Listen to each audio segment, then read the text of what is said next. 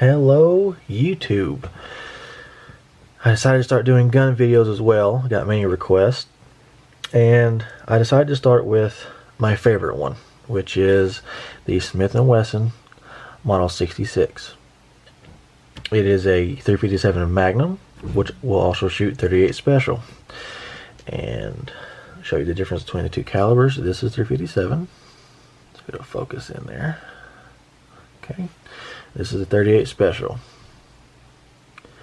Now they're both roughly the same, but one is a little bit longer than the other. And a regular 38 will not shoot a 357. Only a 357 will shoot a 38 caliber round. Show you a little bit here. This is the cylinder latch. Open here. Obviously not loaded for a safety check. Just thought I would show this one a little bit more in depth. You can find the model and serial number inside. This is what's called inside the crane.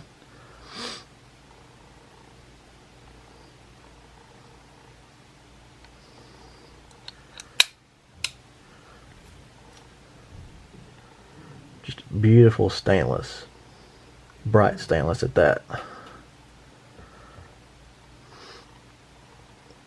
Real Smith&Wesson wood grips, and these are these smooth target grips. Thought those looked very nice on the gun. Checkered hammer, smooth target trigger. And this is a little bit more old school, so the firing pin is on the hammer.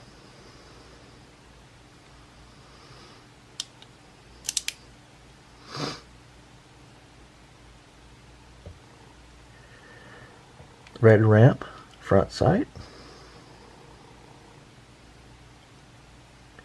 adjustable rear sights,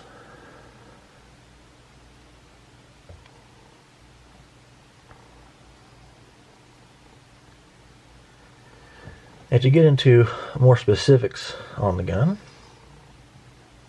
that there, this is basically the stainless version of a Model 19.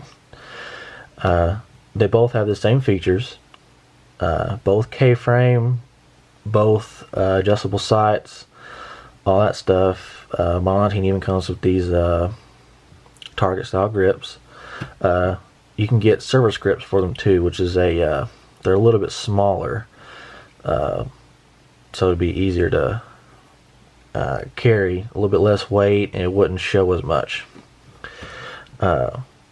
They came out in a 2.5 inch round butt, and this is the 4-inch barrel, and they also had a 4 and 6 inch, which is a square butt frame.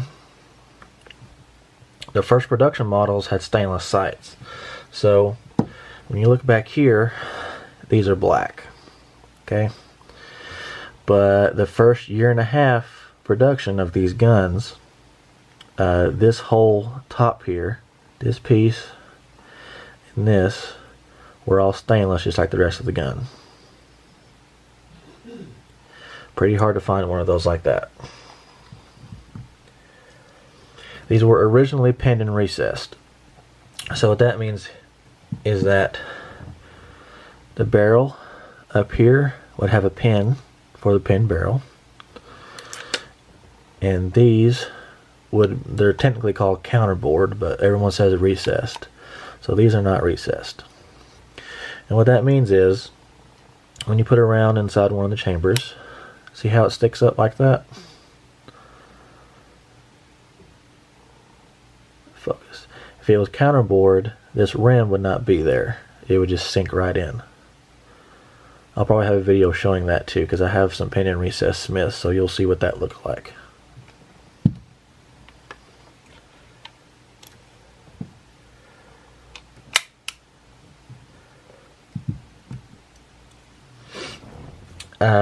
They changed the Smith&Wesson logo, which is here. It's on the left.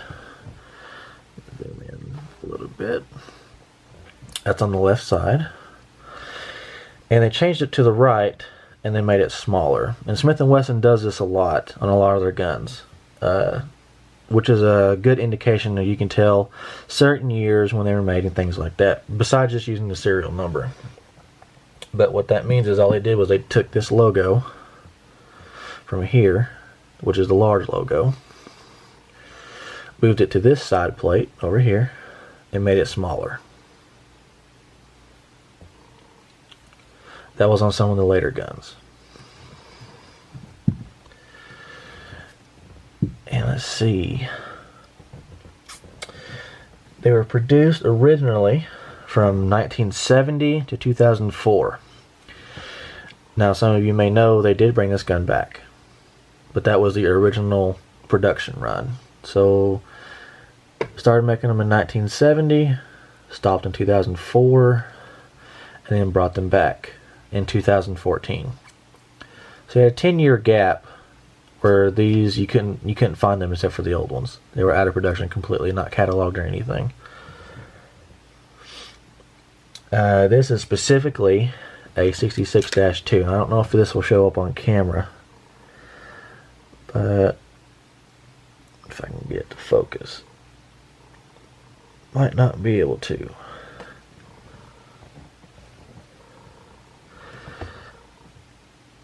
But, well,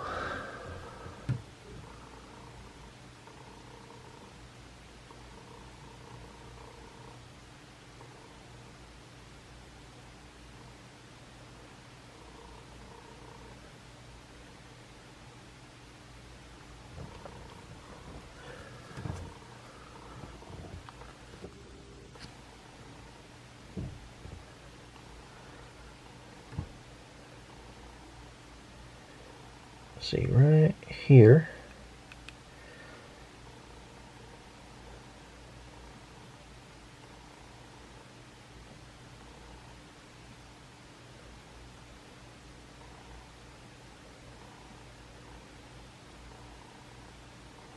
Can't really get the focus, but right there is your MOD 66-2, and above it is a serial number.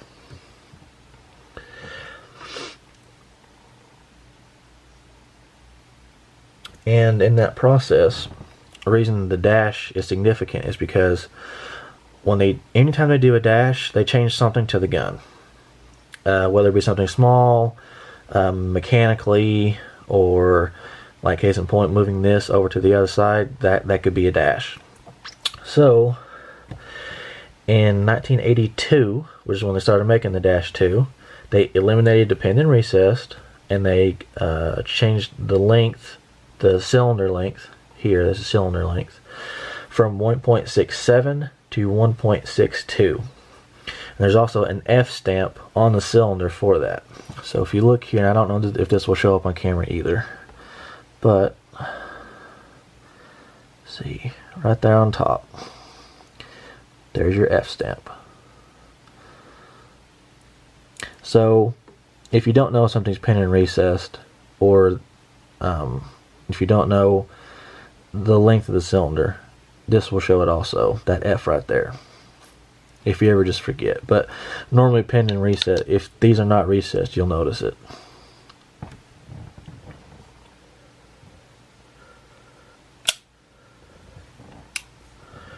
And let's see, this also started the dreaded triple alpha serial number system, which is honestly, it's a pain in the ass to get the years on these. But this one has the serial number here on the bottom. You can't tell because the grip's covered up, but the serial number inside the crane is there, and it's Alpha Delta Romeo. And so when I was looking this gun up in this book right here, which if you're going to get into collecting, I suggest getting that book, but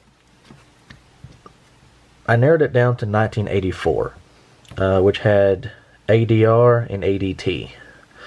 So ADS would have to be right in the middle, and the reason I say that it's dreaded is because ADS is not even in the serial number ranges that are in that book, and it has all of them in the book. So if you can't find it in there, you basically just have to guess. So with the guessing, case in point, if they did the -2s in 82, so this has to be at least an 82 or later. So when you look up the serial number system, you'll look at 82 and then start from there to when ADR or ADS would have been. And the earliest range, the best range I got was ADR and ADT. So I put that in the middle, so it should be around an 84, maybe an 85. Doubt it. I'm gonna guess it's an 84 because it also has this here, and this was changed on some of the later models.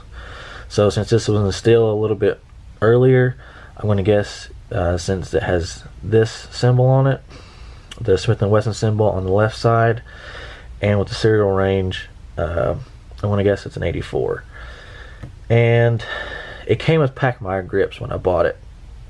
I took those off and put these Smith&Wesson Target grips, which I got from Smith&Wesson.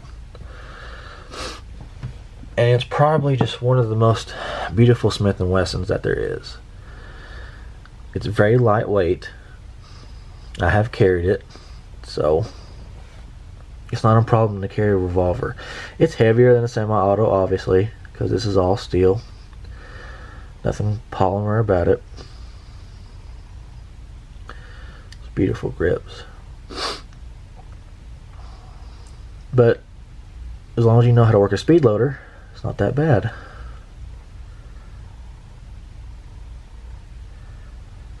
Almost no markings on this gun whatsoever. Whoever had it before me took very good care of it. The only thing I'll say, and this is documented in the books, and I might be able to get it on camera, is this cylinder release latch. It's not moving right now much because I tightened it down. See, you moved a little bit.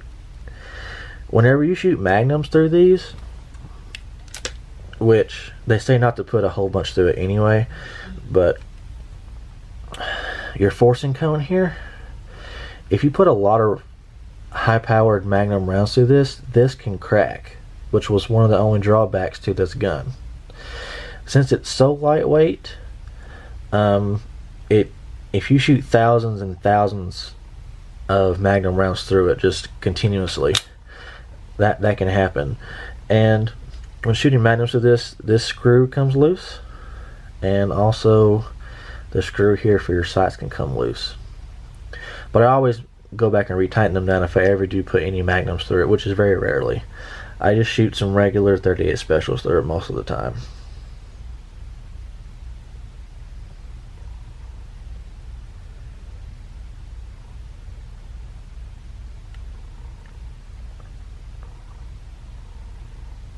But I just thought I would bring this gun to you guys since it's one of my favorites. And hopefully you learned something today about the Model 66. Thanks and have a good day.